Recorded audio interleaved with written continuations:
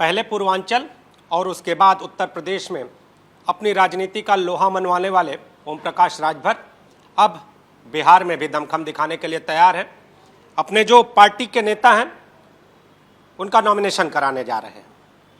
ओम प्रकाश जी, मंत्री तो आप उत्तर प्रदेश में बन गए हैं, अब अगला कदम बिहार की ओर, ऐसा क्यों? पार्टी से क्यों नहीं? देखिए, लोकसभा के चुनाव में एक सीट में बिहार मांग रहा था, तो दिल्ली नेतृत्व ने कहा कि काफ़ी लोग हैं, छोड़ दो, जाने दो, और निगम में हम कुछ नेताओं को एडजस्ट कर देंगे। मैं मान गया। फिर निगम जब बंटने लगा तो मैं दबाव बनाया, नहीं मिला। फिर बाई इलेक्शन आया, 4 सीट पर मैंने पर्चा भरवा दिया, तरारी और रामगढ़। तब वहाँ के प्रदेश अध्यक्ष दिलीप जायसवाल तब दिल्ली सूचना दिए, तो विनोद तावड़े जी का फ़ोन आया, तो उन्होंने कहा कि भाई साहब क्यों वहाँ चुनाव लड़ रहे हैं, एनडीए में हैं। हम कहते हैं एनडीए गठबंधन धर्म निभावे तब ना वहाँ बिहार में है। तो उन्होंने फिर नड्डा जी से बात किया, नड्डा जी का फ़ोन आया, तो कुल मिला जुला के लोगों ने कहा कि पर्चा वापस कर लीजिए, दोनों को हम निगम में एडजस्ट कर लेंगे और आगे हम लोग मिलके चुनाव लड़ेंगे। तो हमने पर्चा वापस कर लिया। फिर निगम बंटने लगा, फिर वही हाल हुआ।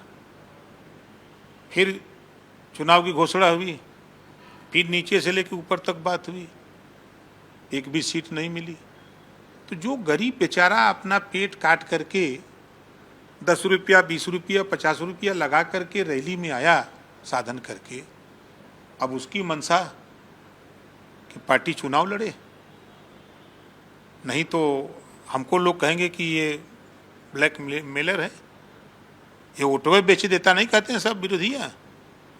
तो वहाँ के लोगों की राय है कि पार्टी चुनाव लड़े, तो वहाँ पार्टी आज नॉमिनेशन शुरू कराने जा रही है। हमारे नेता जगह जगह नॉमिनेशन फार्म लेने के लिए पहुँच चुके हैं।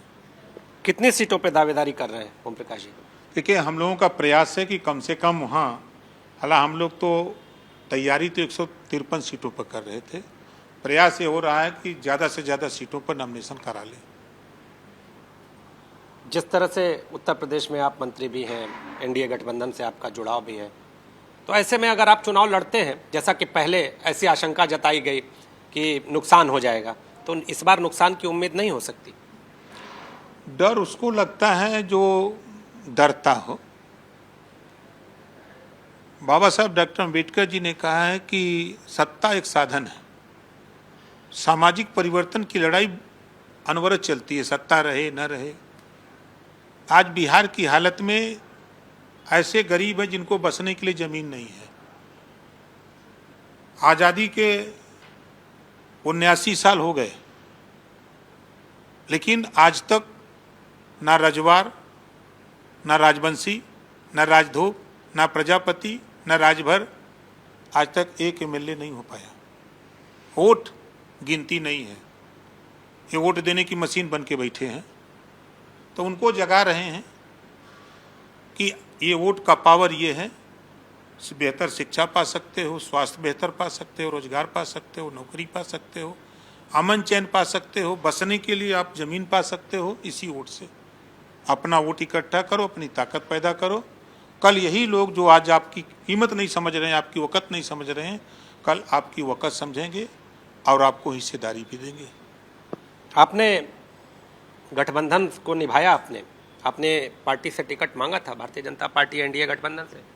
माननीय दिनेश शर्मा जी से पूछ लीजिएगा, माननीय दयाशंकर सिंह जी से पूछ लीजिएगा, माननीय ब्रजेश पाठक जी से पूछ लीजिएगा, और जो वहाँ के प्रभारी हैं माननीय धर्मेंद्र प्रधान जी, माननीय केशव प्रसाद मौर्य जी, वहाँ नागेंद्र सिंह जी हैं उनसे, प्रदीप जायसवाल जी प्रदेश अध्यक्ष हैं उनसे, विनोद तावड़े जी हैं उनसे, हम लोग पूरा प्रयास माननीय गृह मंत्री जी तक प्रयास कर चुके हैं।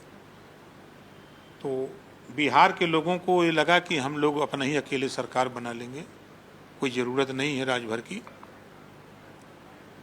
नहीं दिया तो अच्छा है, कम से कम एक मौका मिलेगा कि हम भी जो ताकत पैदा किए हैं अपना वोट तो कलेक्ट करें। यही आखिरी चुनाव तो है नहीं। तो वोट कलेक्टर, वोट कटुआ, जो कि आपके भाषा में लीडर या लोडर, वोट इकट्ठा कर रहे हैं, वोट काट नहीं रहे हैं। अपनी ताकत को इकट्ठा कर रहे हैं, जो बिखरी हुई ताकत है, चाहे वो आरजेडी में हो, चाहे जदयू में हो, चाहे सीपीएम सीपीआई माले में हो, चाहे कांग्रेस में, चाहे किसी दल में हो, उनको हम समझा रहे हैं कि अपनी ताकत खुद बनो। खुदा उसी की मदद करता है जो खुद अपनी मदद के लिए तैयार होता है। अकेले रहेंगे या कुछ जो स्थानीय पार्टियां हैं उनसे गठबंधन भी करेंगे? अभी तो भागीदारी पार्टी एक है, उससे बात हमारी फाइनल हो गई है, और कुछ पार्टियों से बात चल रही है, फाइनल होगा तो बता देंगे। अब उत्तर प्रदेश की कानून व्यवस्था को लेकर एक पोस्टर वार शुरू हो गया है। समाजवादी पार्टी के बाहर यूपी का ग्राफ दिखाते हुए कि किस तरह से यहाँ की अपराध की स्थिति है उसको दिखाते हुए पोस्टर लग गया। दूसरा जो सवाल ये है कि अखिलेश यादव ने कल मुख्यमंत्री को बाहरी व्यक्ति कहा। देखिए, समाजवादी पार्टी के विषय में इनके यहाँ पोस्टर मैन कुछ पाले गए हैं। वो रात को लगाते हैं पोस्टर और 12 बजते बजते सब हटा लेते हैं। पोस्टर मैन है, अलग अलग वहाँ पाले गए हैं। वो भूल गए सैफई में नाच देख रहे थे और सहारनपुर में कत्लेआम हो रहा था, दंगे हो रहे थे, लोग आपस में कट मर रहे थे। भूल गए वो? उन्हीं की सरकार थी जो आरोप लगा रहे हैं। सैफई महोत्सव में नाच हो रहा है हीरो हीरोइन बुला करके, और वहाँ कत्लेआम हो रहा है, लोग मर रहे हैं, कट रहे हैं आपस में। वो आज इस तरह की बात कर रहे हैं। उनको सोचना चाहिए कि हम क्या बोल रहे हैं।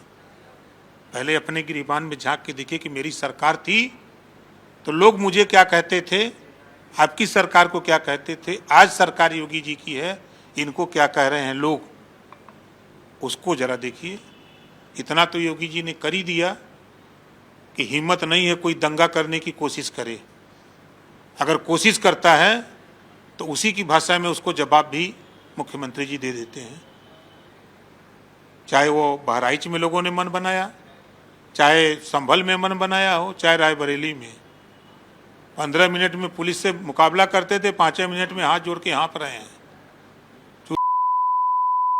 तो एक और चीज़ जानना चाहेंगे कि जिस तरह से अखिलेश यादव का कल बयान आया है, उन्होंने कहा कि मुख्यमंत्री उत्तराखंड के हैं, उनको बाहर उत्तराखंड भेज देना चाहिए। वो तो सैफई से हैं, तो फिर आजमगढ़ में घर क्यों बनाए हैं? उनको भी वहाँ से घर अपना उठा लेना चाहिए।